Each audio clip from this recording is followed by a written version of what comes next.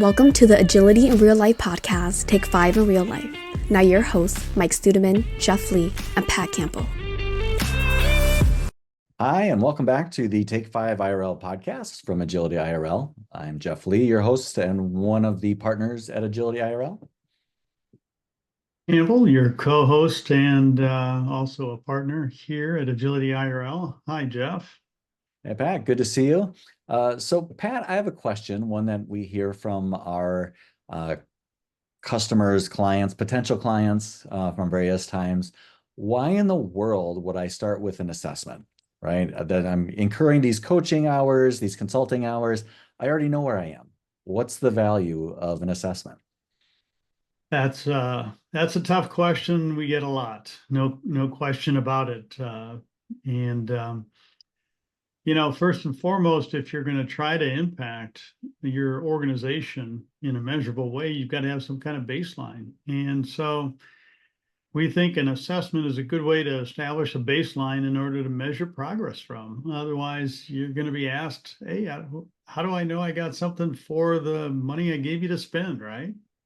Yeah, I often find when we ask clients that question of what are your current metrics, right? They can point to velocity, right? But when we kind of probe and say, is velocity what you're trying to accomplish as an organization? What are you really trying to accomplish? A lot of times they don't have those answers. And so I certainly appreciate that need to establish that baseline.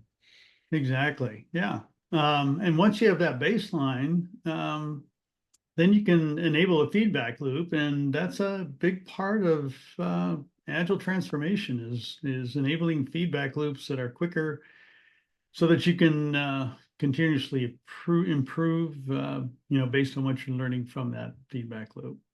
Yeah, yeah, absolutely. I think one of the important things for me is to unearth the things that you don't know, but everybody else thinks that you know, right? So when we do these assessments, we always get very consistent feedback from people on teams. There's variations, of course, but we have certain points that are like always the same across these teams, right? Now, Mm-hmm. different business might have different things that are similar across teams.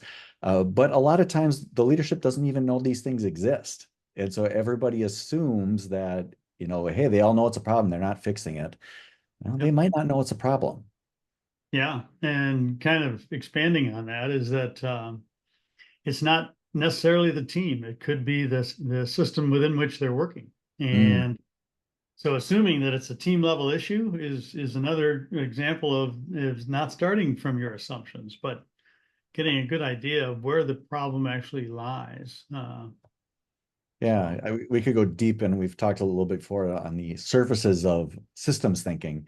But often, there's been studies that have shown that when leaders are given the opportunity to fix problems, they usually make them worse. And it's because they are only fixing what they can see or looking Yep. for quick fix solutions. And so those assessments and an outside eye help you to get a big picture of what's going on, get to some root causes. Yep. Yeah. And if we take it even a step further, then you connect those, whether it's team or system level, to the business itself. And, how is what you're going to transform going to actually impact the business is the biggest question. And if you haven't connected those dots, then, you might as well be opening the window and tossing the money out the door. And so that's yet another reason why we think assessments are so powerful and useful when it comes to figuring out, hey, how is this transformation actually going? Right. You're getting your teams, your system, your organization, but also your stakeholders are all aware that there's a thing going on right now. There's this assessment, right? And it's a great Mhm. opportunity to share information, get people on the same page. And again, get out of the assumption making that, well, they all understand where we are and where we're going. They probably don't.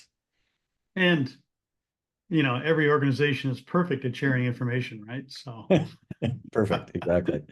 Yeah. Any other thoughts on why do an assessment?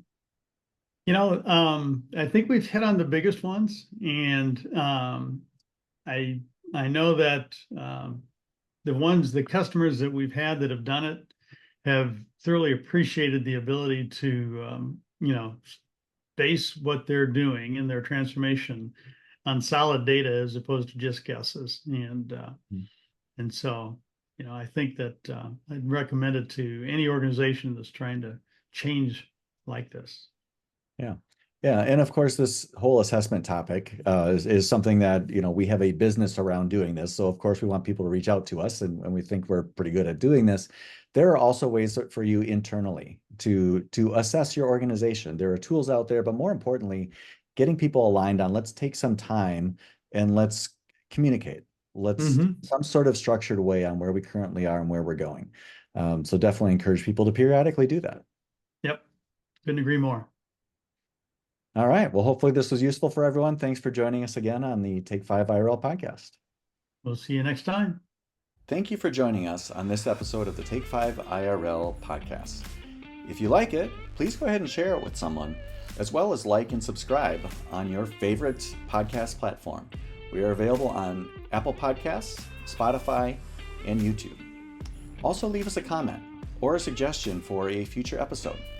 Again, thanks for listening, and we look forward to you joining us next time on the Take5IRL podcast.